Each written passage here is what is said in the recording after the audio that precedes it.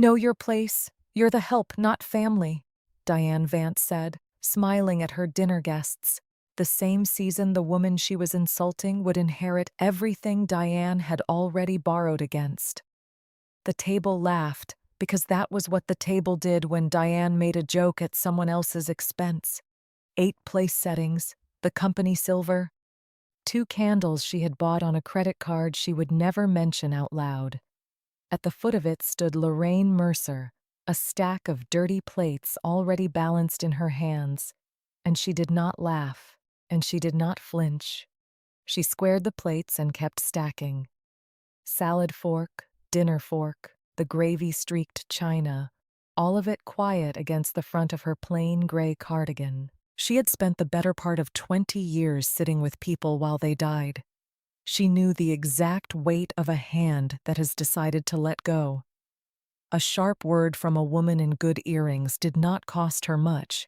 What the laughing table did not know was that the quiet one clearing their plates wrote everything down, and that 2 floors up, in a back bedroom, a 91-year-old woman kept a small brass key in her top drawer and a plan she had told to no one. "The roast really was lovely, Diane," said Carol Henderson from across the table, and then looked down into her lap, the way people do when they have decided not to see a thing. Nobody else said a word. Daniel said nothing. Lorraine's husband sat 3 feet from her, turning his water glass in slow circles, studying the wet ring it left on the cloth like it was the most interesting thing in Zanesville. He did not look at his wife. Across 9 years of these Sunday dinners, Daniel Vance had perfected the art of not looking at his wife. So Lorraine carried the plates down the hall of the big white house on Adair Avenue, the way she had carried them 1,000 Sundays. She rinsed them. She dried her hands on the towel by the sink. And while the family settled into pie and the same old stories downstairs, she climbed the back stairs to the room they all pretended was empty.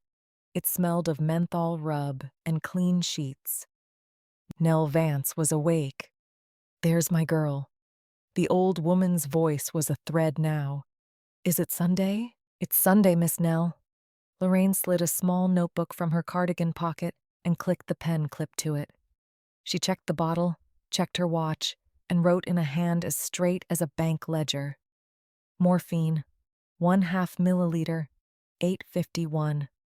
Beneath it, the dose from 4 hours before, and beneath that, the one before, every dose for months, to the minute. She kept another column, too, for who climbed those stairs and who did not. That night, the column held one word: Lorraine. "You eat anything?" Nell asked. "I'll eat later." "You always say later." The papery fingers found Lorraine's wrist and held on. "You already set the table, baby. You hear me? You already set the table." Lorraine smiled and smoothed the blanket up over the thin shoulders and did not know, not yet, what those words were going to mean. Here is what the family eating pie downstairs did not know. The woman they sent up to chart pills and empty bedpans was the only person under that roof Nell Vance trusted with anything that mattered. And 90 minutes west, locked in a drawer in a Columbus law office, a sealed envelope was waiting with a single page inside it.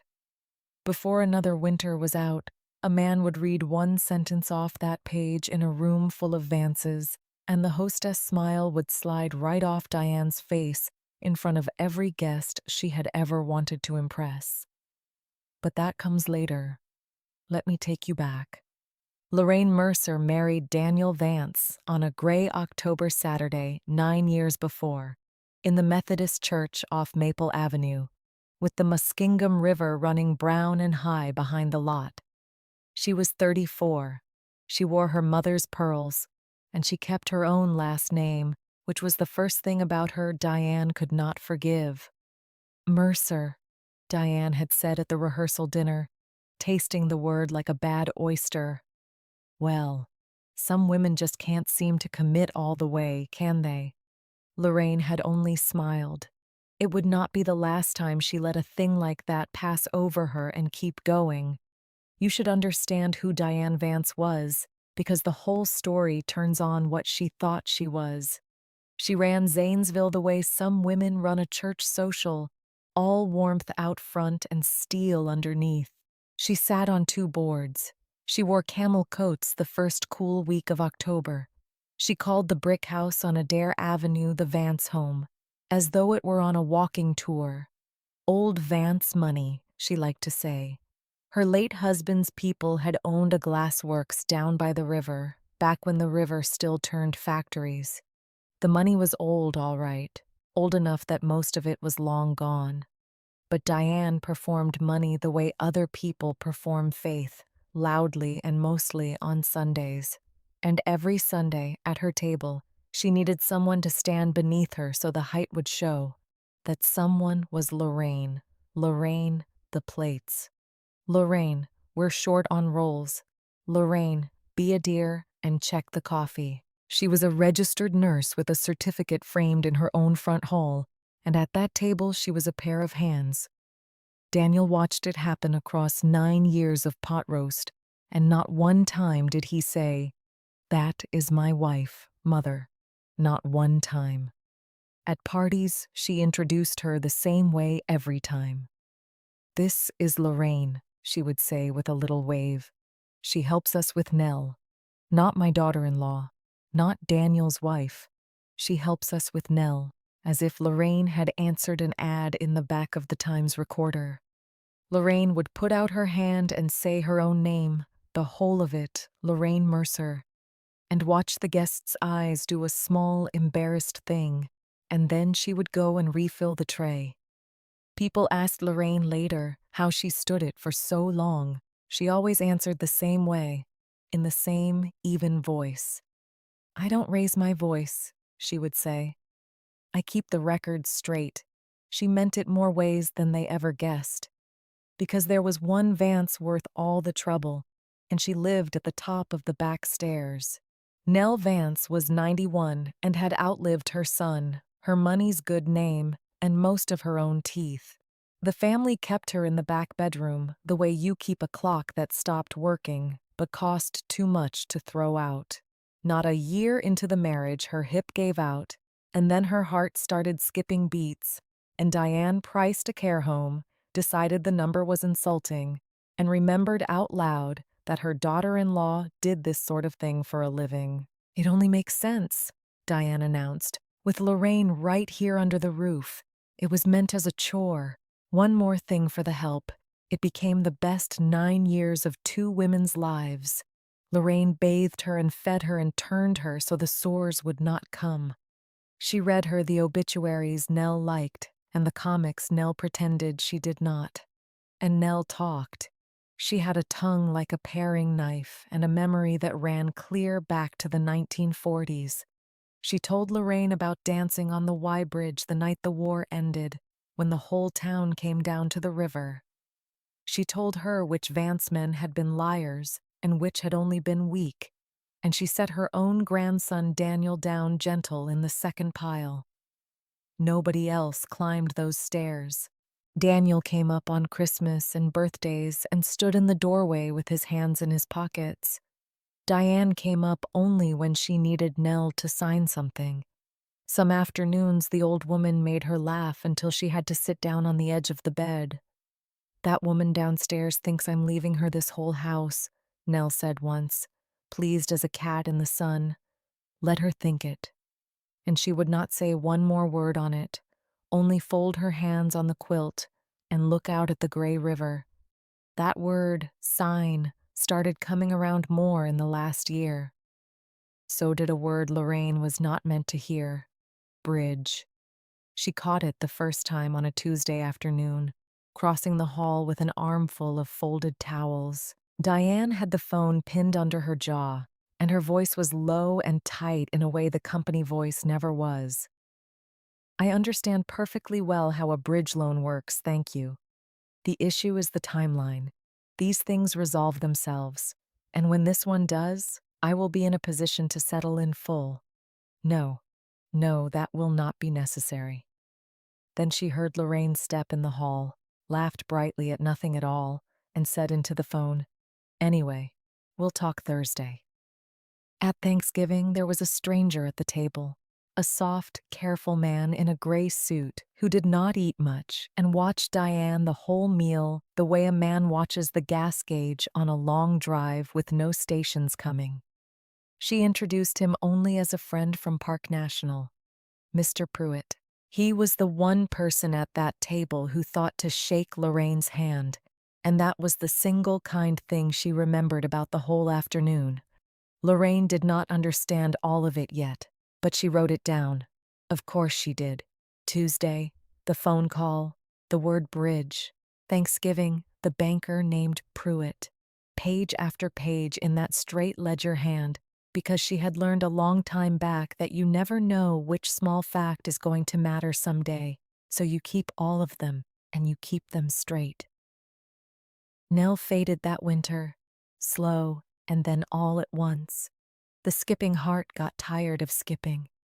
Lorraine knew the signs the way she knew her own name, the long sleeps, the cool hands, the way the old woman began talking to her dead son as if he had just stepped in from the cold.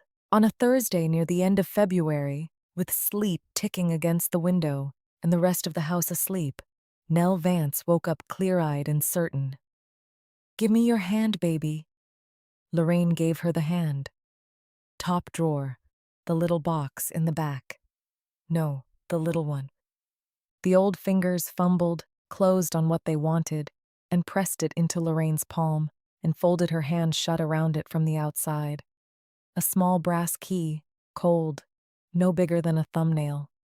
"You keep that on you," Nell said. "Don't you give it to a living soul. Not Daniel, not her, nobody. It's for when the lawyer asks. You'll know the day." "Miss Nell, what does it—" "You already set the table," the old woman said, and smiled, and closed her eyes. She breathed a while longer after that, slower and softer, with Lorraine holding the hand that had finally decided to let go. Sometime before the streetlights clicked off, she stopped. Lorraine wrote the date in her notebook, and the time, to the minute. Then she sat in the dark and held the little brass key until it went warm in her fist. They put Nell Vance in the ground on a raw morning in March, up the hill at Greenwood, with the muskingum running gray below the stones and a wind off the water that found its way into every coat on the slope. Diane wore black that had plainly been bought for the occasion, and she wore it like a woman who had waited a long time for the part. She wept in the front pew in a voice that carried clear to the back doors. She pressed a handkerchief she did not need to the corner of each eye and let two friends from the hospital guild steady her by the elbows, as though sorrow had made her knees unreliable. She had not climbed the back stairs to that bedroom in 3 months, but there was nobody in Muskingum County who could grieve in public the way Diane Vance could, and grieve she did, beautifully, for everyone to see. Lorraine sat in the second row in her good gray coat with her gloved hands folded in her lap, and she did not cry, and the people who noticed took it for coldness, because they did not know any better. They did not know she had done her weeping the night before, upstairs in the dark, with the old hand still warm in hers. She had washed Nell's face and combed out the thin white hair and folded the quilt down neat across the empty chest before she ever picked up the telephone. She had said the things you say while there is still someone in the room to say them to. By the time the town arrived to watch Diane perform her sorrow, Lorraine was wrung out and quiet and finished. The minister said the usual gentle things. Daniel stood and read a psalm in a voice with nothing in it and sat back down beside his mother. And then everyone drove back down the hill to the fellowship hall, and over ham salad sandwiches and coffee gone bitter on the warmer, Diane Vance began, without ever once appearing to spend money she did not have. "We'll want to do right by the house, naturally," she told a little knot of women by the coffee urn, touching one eye with a folded napkin. Mother loved that home. The plaster in the front rooms is 100 years old. You cannot find the craftsman for that anymore, not at any price."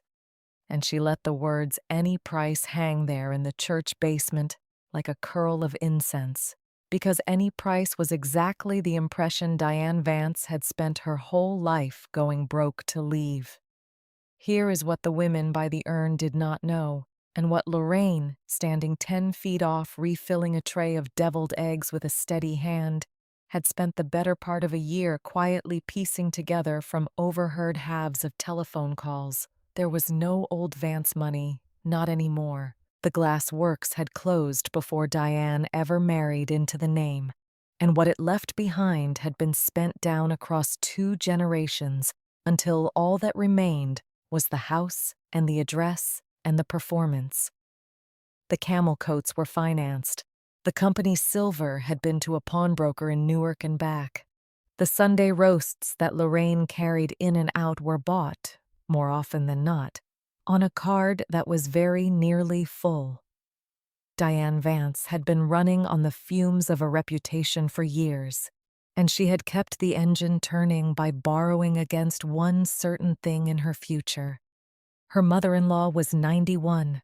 Her mother-in-law was dying, and when her mother-in-law finally died, the estate would come to the family, and the family was Diane, and Diane would settle everything at last and never have to perform another lie. That was the bridge. That was the word Lorraine had caught through a half-closed door on a Tuesday and written down without understanding. Months before Nell passed, Diane had gone to that soft, careful man at Park National, Mr. Pruitt, and taken a private loan against money she did not yet have, secured against an inheritance she was certain was coming. A bridge, the banker called it, because it was only meant to carry her across the short gap between now and the will. She had taken the money and she had spent it, and now she was standing in a church basement spending the next round before the first was even due, because in her mind, the gap was about to close. Nell was gone. The money would land any week now. Diane could already feel it under her feet like a floor. She ordered a car that April, a long silver thing the dealer drove up from Columbus himself. She had a contractor out to Adair Avenue to price new windows for the whole south face of the house. She put down a deposit on a trip. She moved through those weeks lit up from inside with a relief she mistook for grief. And she was kind to Lorraine in a careless, floating way, the kindness of a woman who believes she has finally won and can afford to be gracious to the help on her way out the door. Lorraine watched all of it and said nothing and kept her own counsel, which was the only counsel she had ever fully trusted, and she kept charting. It was a habit by then, worn deep, and grief did not break it so much as give it somewhere to go. There was no medication left to log, but there was a room to take apart. Nell's room, the one nobody else would set foot in, and so Lorraine did it herself, the way she had done everything else up there. She washed the windows. She stripped the bed. She sorted the small drawer of things a long life narrows down to, the reading glasses, the worn deck of cards, the photographs with names penciled on the back in a hand that had once been strong, and she kept her notebook in her cardigan pocket while she did it, the way another woman might keep a rosary, because the straight blue lines of it were the closest thing to steady ground she had left. She was on her knees by the cedar chest one afternoon when she heard Diane on the landing below, talking to Daniel in the bright, running voice she used when she was pleased with herself. "It's all perfectly in order," Diane was saying.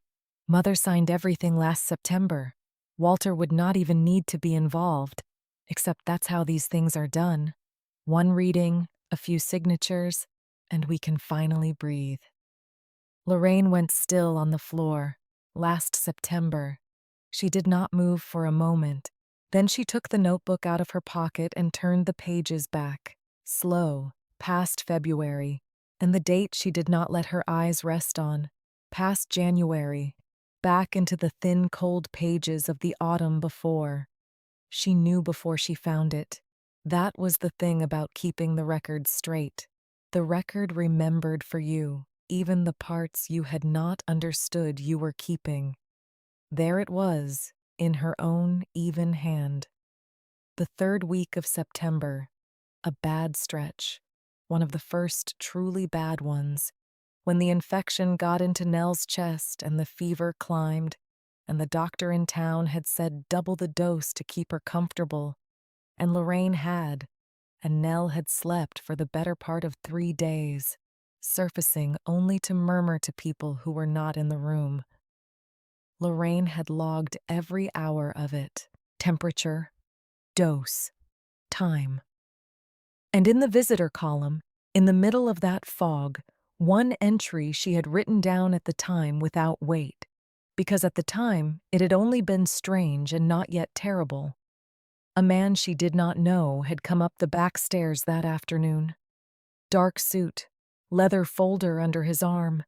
Diane had brought him up herself, which Diane never did, and had asked Lorraine, very pleasantly, to go down and see about lunch. Lorraine had gone. She had come back 20 minutes later to find the man already leaving, and Nell sunk down in the pillows with her eyes half open and her mouth working at nothing, not knowing the day, not knowing her own name by supper time. On the nightstand, there had been a pen that did not belong to the house. Lorraine had noted the visitor, and the pen, and the hour, because she noted everything. And then she had given the evening dose and sat with the old woman until the fever broke 2 days later, and she had not thought of it again. She thought of it now. She sat back on her heels on the bare floor of that emptied room and understood, all at once and all the way down, what had been done in the house she lived in. While Nell Vance lay too sick to lift her own head, a stranger had come up the stairs with a folder and a pen, and a will had been signed in a hand that could not have held the pen alone, and the woman downstairs had stood over the bed and called it her mother's wishes. It had never been about who deserved the money. It had never even been about the money to Lorraine, who had not once let herself want it. It was about a half-sleeping old woman being walked through her own name on a line she could not read. Lorraine did not raise her voice. There was no one to raise it to, and it was not her way besides. She did the only thing she knew how to do with a wrong that big. She took out her pen, and she turned to a clean page, and she wrote the date again, and the dose, and the hour the man came, and the hour he left, and the words the family had used downstairs just now, last September, all perfectly in order, copied down exact. She kept the records straight. She had been keeping them straight for 9 years, and she had never once known which small true thing was going to be the one that mattered, so she had kept all of them. Now she knew. And kneeling there, she felt the small, hard shape of the brass key, where it rode against her breastbone on a length of ribbon under her blouse, where it had ridden every day since Nell folded her hand shut around it. You keep that on you. Don't you give it to a living soul. It's for when the lawyer asks. You'll know the day. She had thought, in February, that the old woman was wandering. She did not think so now. Nell Vance had lain in that bed, letting them all believe she was a clock that had stopped, letting Diane think the September signing had settled the whole question, and the entire time she had been holding something back, the way Lorraine held things back, quiet and patient and sure. The little key was not a keepsake. It was the back half of a plan. Somewhere there was a lock it fit, and a lawyer who would ask for it, and a day Lorraine would know when it came. She put the notebook away and she finished the room, because the room still needed finishing, and Lorraine Mercer did not leave a job half done, no matter what was breaking open inside her. She washed the last window. She carried the bedding down. She did not say a word to Diane, who floated past her in the hall smelling of the new perfume, and asked her, kindly, to remember to have the silver polished before the family met with the attorney. Of course, Lorraine said. When is that? Soon, Diane said. Already gone. Walter will write to everyone. It's only a formality. Walter. The lawyer had a first name now, and Lorraine wrote it down. The letter came 11 days later, on heavy cream paper, postmarked Columbus. It was not addressed to Daniel, and it was not addressed to Diane. It was addressed in a careful typed line to Mrs. Lorraine Mercer, and it was the first piece of mail to reach that house in 9 years that gave her the whole of her own name with nothing trimmed off the end. She stood at the foot of the drive on Adair Avenue in the spring sun and opened it with her thumb. Walter Renfro, it said across the top, attorney at law. And below that, in 3 short paragraphs, the news that Nell Vance had retained his office some months before her passing on a private matter, that there were instructions he was bound to carry out in person, and that he would be grateful if Mrs. Mercer would come to Columbus at her earliest convenience. And would she please be so good as to bring with her any small item the late Mrs. Vance might have left in her personal keeping. Lorraine read it twice, standing in the road. Then she folded it back along its creases and pressed her hand flat against her blouse, where the little key lay warm against her skin, and she looked west, down the long gray river, toward the city 90 minutes off where all of it was waiting to come due. She went to Columbus on a Tuesday, because Tuesday was the day Diane kept her standing appointment at the salon on Main Street and would not be home until past 4 to ask where the car had gone. Lorraine told her, truthfully enough, that she had business to see to, and Diane, floating somewhere above the ordinary world on the cushion of money she believed was already hers, waved a ringed hand and said to take the good car, the silver one, since the dealer in Columbus serviced it anyway, and she might as well let them look at the alignment while Lorraine was in town. So Lorraine drove the long silver car Diane could not afford west out of Zanesville, with the Muskingum sliding gray on her left and the brass key warm against her breastbone, and she did not turn on the radio, and she did not hurry. The drive took the 90 minutes the letter had promised. The river fell away and the land flattened, and the farms gave over to outlet malls and then to the long approach of the city. And by the time she came off the highway into downtown Columbus, the morning had burned clear and bright and cold, the kind of spring light that shows you every crack in a building's face. Walter Renfro kept his office on the 4th floor of an old stone block off Broad Street, the sort of building with brass mail slots in the lobby and an elevator that announced each floor with a soft mechanical sigh. The frosted glass on his door read Renfro and Associates in gold leaf that had been there long enough to chip. Lorraine stood in front of it a moment, settling her coat, and then she knocked once and went in. He came out from behind the desk to meet her himself. He was a tall, stooped man near 70, with white hair combed straight back and half glasses pushed up on his forehead, and the careful, unhurried courtesy of a man who had spent his whole life sitting with people on the worst days of their lives. He took her hand in both of his. "Mrs. Mercer," he said, and he said the whole of it, the way the letter had, the first and the last with nothing trimmed away. "Thank you for coming. Nell told me a great deal about you. I feel as though I have been waiting some while to shake your hand." He sat her down in a leather chair worn soft at the arms, and he poured her coffee from a pot on a side table, and he did not rush to the matter, which she understood was its own kind of respect. He asked after her drive, He asked gently how the end had been, and when she told him, plainly, that it had been quiet, that she had been holding Nell's hand, and that there had been no fear in the room, the old lawyer took his glasses off and pressed his thumb and finger to the bridge of his nose for a moment before he put them back on. "She came to me last October," he said, "on her own. You will want to know that, so I will tell you first. Nobody brought her. Nobody coached her.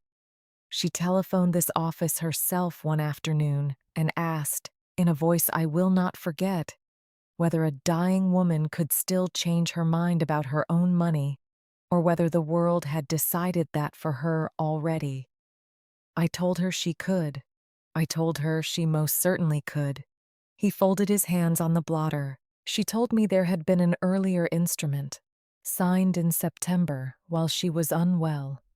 She told me, in some detail, the circumstances under which it had been signed, and she asked me whether such a thing would stand. And then she told me what she wanted instead. Lorraine sat very still. Outside the window, a bus exhaled at the curb 4 floors down. "There is a box," Renfro said. "She brought it to me herself, the day I came out to the house to take her signature. A small steel strongbox, fireproof, the kind people keep papers in. She would not let me hold the key to it.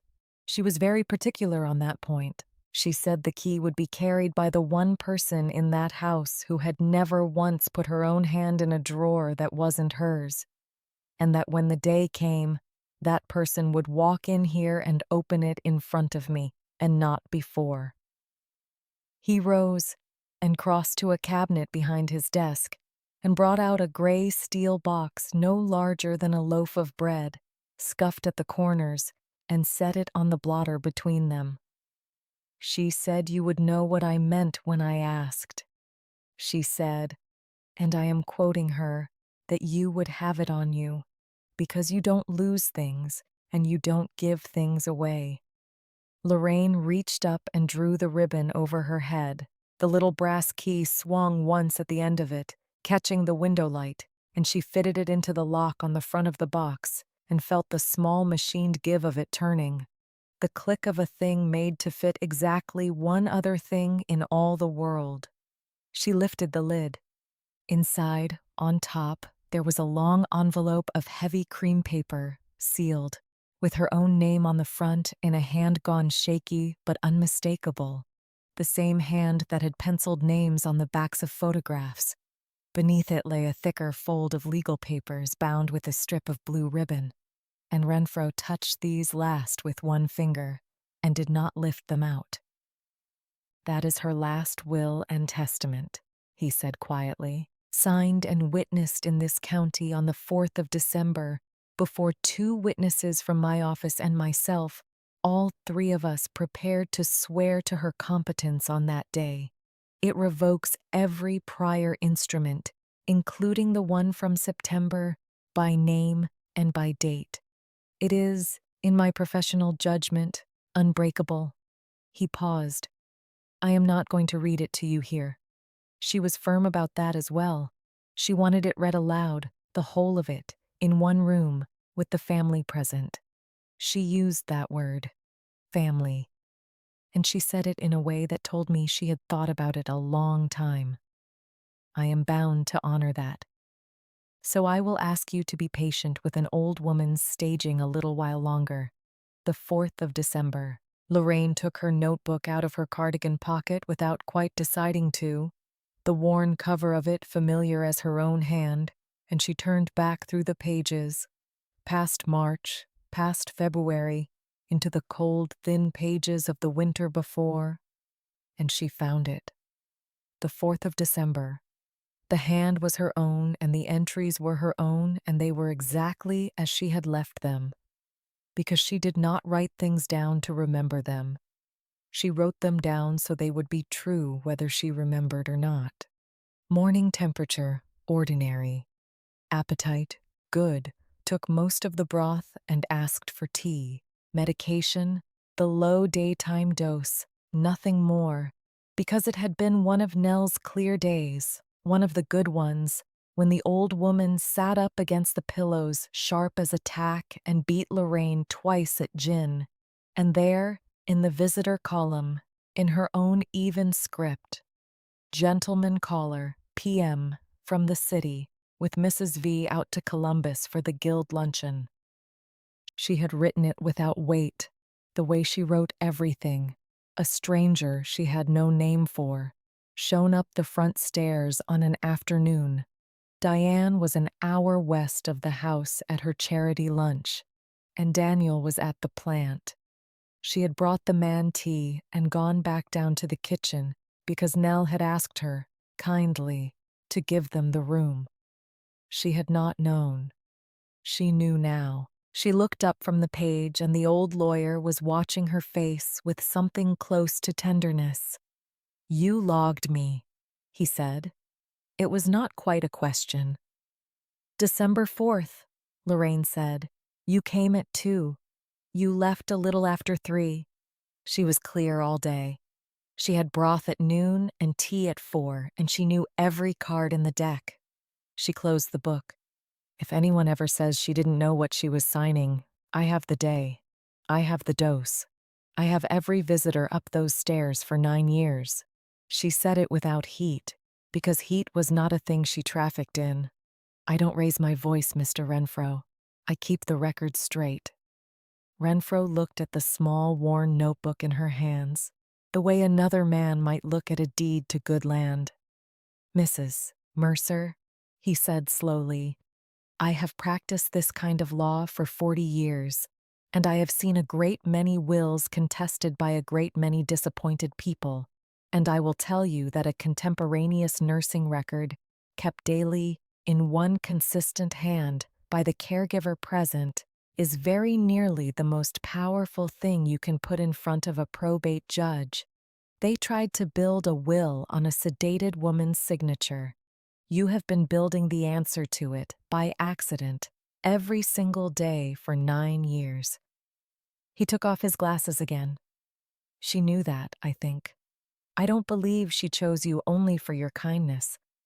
I think she chose you because you were the one person in that house who wrote everything down." He let her hold the sealed letter a while, the one with her name on it, but he asked her, gently, to bring it back unopened on the day of the reading, because Nell had wanted it read aloud too, after the will, as the last thing. Lorraine ran her thumb once over her own name in the shaking script, and then she set the envelope back in the steel box and turned the brass key and lifted the ribbon back over her head, and the small cold weight settled against her breastbone where it belonged. She drove home into the lowering sun with the river going gold now on her right, and she did not feel triumphant, because triumph was not in her either. She felt the way she felt at the end of a long shift, when the patient was finally comfortable, and the room was finally quiet, and there was nothing left undone. She had set the table. She understood that now, in a way, she had not in February. All those months, the old woman had lain in that bed, letting Diane believe September had settled everything, letting her daughter-in-law spend and order and float. And the whole time the real thing had sat locked in a steel box in Columbus, behind a key only Lorraine could turn. Nell had outweighted them all. Nell had played dead in the truest way, lying still while the people who wanted her gone counted their money out loud over her bed, and she had left the last word sealed and dated and unbreakable, to be read in one room with all of them watching. And Diane, in those same weeks, was spending like a woman who had heard a starting gun. She had the contractor back twice. She put a second deposit on the trip, this time the suite and not the cabin. She let it drop at the salon, at the Guild, at the long oval table on Adair Avenue where she still made Lorraine carry the plates, that the estate was nearly settled now, that Walter was only waiting on a date, that Mother had left everything in perfect order, and there had never been the slightest question. The banker Pruitt called the house twice in 1 week, and Lorraine, passing the hall telephone with a tray of glasses, heard Diane lower her voice to the warm, reassuring register she kept for men she owed money to. "Any day now, Howard," she heard her say. "Walter is fixing the date this week. You'll have it all back, every penny, the moment the will is read. You have my word as a Vance." The letter from Renfro came to the house 10 days after that, on the heavy cream paper, but this one was not addressed to Lorraine. It was addressed to the family, all of them, a formal notice that the last will and testament of Eleanor Nell Vance would be read at the offices of Renfro and Associates in Columbus on the morning of the 19th, and that the attendance of Daniel Vance and Diane Vance was requested. Diane carried it into the kitchen herself, glowing, and read it out to Lorraine as though it were a coronation summons, which in her mind it was. "The 19th," she said, pressing the page to her chest. "Finally, we'll drive over together, all of us, and we'll be home by supper, and this whole long, sad chapter will be behind us at last." She smiled the bright hostess smile she had smiled at 1,000 guests across 1,000 roasts. "Wear something decent, Lorraine. You'll be in the room. I suppose Mother would have wanted that. She was fond of you in her way." "I'll be in the room," Lorraine said. On the morning of the 19th, the long silver car carried the four of them west out of Zanesville under a high blue sky. Daniel driving in silence, Diane beside him in the black she had bought for the funeral, and a string of pearls that had been to the pawnbroker in Newark and back, and Lorraine in the rear seat in her good gray coat with her gloved hands folded in her lap and a small worn notebook in one pocket and a steel key on a ribbon against her skin. Diane talked the whole way, light and quick and happy, about the windows and the trip and the silver and the plaster 100 years old that you could not find the craftsman for any more at any price. Lorraine watched the river run gold beside the road and said nothing, and kept her own counsel, the only counsel she had ever fully trusted, and waited for the city where all of it was finally coming due. They reached Columbus a little before 10 and rode the sighing elevator up to the 4th floor, and a young woman in a gray suit showed them down a paneled hall to the conference room on the south corner, where a long table of dark walnut ran the length of the windows, and the hard, bright light off Broad Street lay across it in clean bars. Diane went in ahead of all of them. She chose the chair at the near end, the one closest to where the lawyer would sit, and she settled into it the way she settled into the head of her own table on Adair Avenue, smoothing the black skirt over her knees, arranging the pearls, drawing Daniel down into the seat at her right hand with one ringed finger.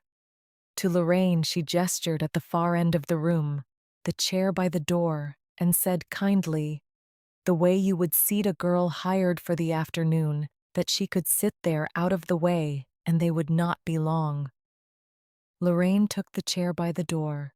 She laid her gray coat over the back of it and folded her gloved hands in her lap, and against her breastbone the small steel key hung where it had hung all spring. Walter Renfro came in carrying the gray steel box under one arm and a slim folder in his other hand, and he set them both at the head of the table and took his seat and looked, for a long moment, at each of their faces in turn, over the tops of his half-glasses. He thanked them for the drive. He said that Eleanor Vance had been particular about how this morning should go, that she had wanted it done in one room with the family present, and that he meant to honor every part of what she had asked, and he asked them to bear with the order of it. Diane could not quite wait. She leaned forward with the warm, bright confidence of a woman who has rehearsed her gratitude, and she said that, of course, they all knew how these things went, that Mother had put her affairs in order back in the autumn with the family's own attorney, dear Mr. Castle from Newark, and that there was a will from September, signed and proper, and that she only hoped they could move through the formalities gently, because it had all been such a sad and trying season. She let her hand drift, once, toward the far end of the table, toward Lorraine, and she said that Mother had grown fond of the girl who looked after her, and that she was sure there would be some small remembrance set aside, and that the family would see to it Lorraine was thanked. Renfro listened to all of it without expression, his hands folded on the folder. When she had finished, he said, "Yes, There was an instrument dated the 11th of September, drawn by Mr. Castle, and he opened the slim folder and laid a single page where Diane could see it. And he read, in a level voice, that under that September paper, the whole of Eleanor Vance's estate passed to her daughter-in-law, Diane. Diane's face bloomed.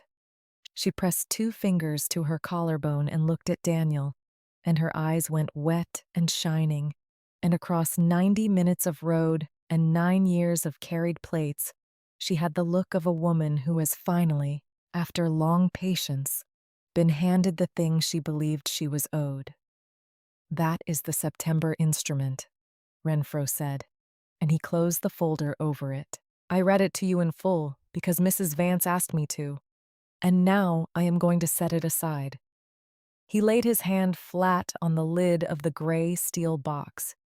He said that some weeks after the September paper was signed, Eleanor Vance had telephoned his office on her own, without anyone's knowledge, and asked him to come out to the house, and that he had sat with her on a clear afternoon in early December while she gave him her instructions, and that she had executed a new and later will before 2 witnesses from his firm and himself, all 3 prepared to swear to her clear mind on that day.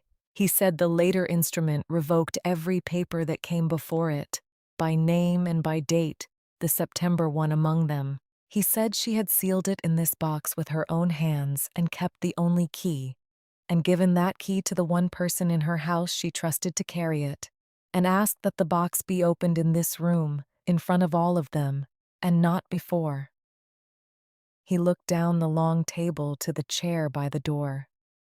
"Mrs. Mercer," he said, "if you would." Lorraine rose.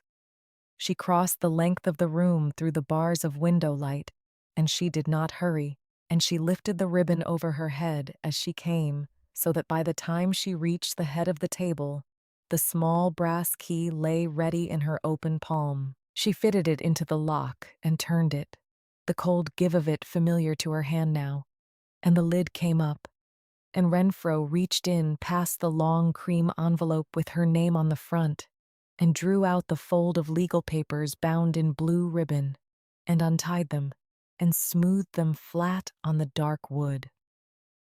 "This is the last will and testament of Eleanor Nell Vance," he said, "signed the 4th of December." He found the place with one finger.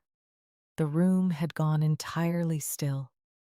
Below on Broad Street, a delivery truck sighed at the curb, and the radiator ticked, and Diane sat with her wet, shining smile still half on her face, not yet understanding, the way a person stands a moment in the road after the car has already struck them.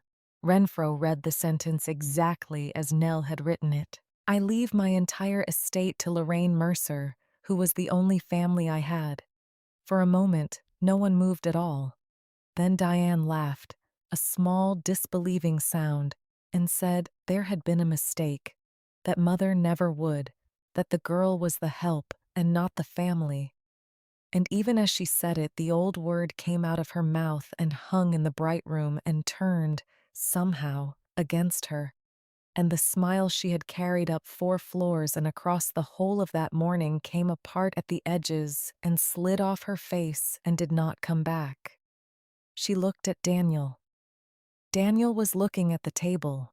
He had not lifted his eyes once since they sat down, and he did not lift them now, and in that not lifting was every Sunday of 9 years. Then Diane found her feet. She stood, and her voice climbed, and she said the things that frightened people say. She said her mother had been sick and confused and full of medicine that December, that she had not known a will from a grocery list, that the nurse had been alone in that house with her day and night, that anyone could see what had happened, that a woman in her right mind does not cut out her own blood for a hired stranger, and that they would contest it, that Castle would contest it, that no court in Ohio would let it stand.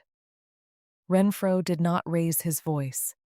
He let her run all the way to the end of it, and then he said quietly, that she was welcome to contest the instrument, that it was her right, and that he would tell her now, as a courtesy, what she would meet when she did. He said there were 3 witnesses to Eleanor Vance's clear mind on the 4th of December, and he said there was something else, and he looked down the table at Lorraine, and Lorraine took the small worn notebook out of her cardigan pocket and laid it open on the dark wood and turned it so that it faced the room.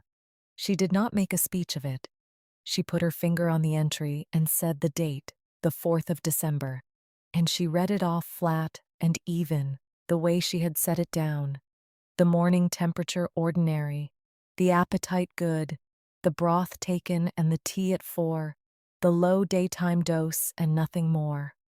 The 2 games of gin the old woman had won off her that afternoon sitting up sharp against the pillows. She said she had kept the same book every day for 9 years, every dose to the minute, every visitor up the stairs in one hand, and that anyone who wanted to stand in a courtroom and say Nell Vance had not known her own mind that day would be standing across the room from 9 years of it, written down as it happened. She closed the book. "I keep things in order," she said, and that was all, and it was enough. Renfro let the quiet hold a moment.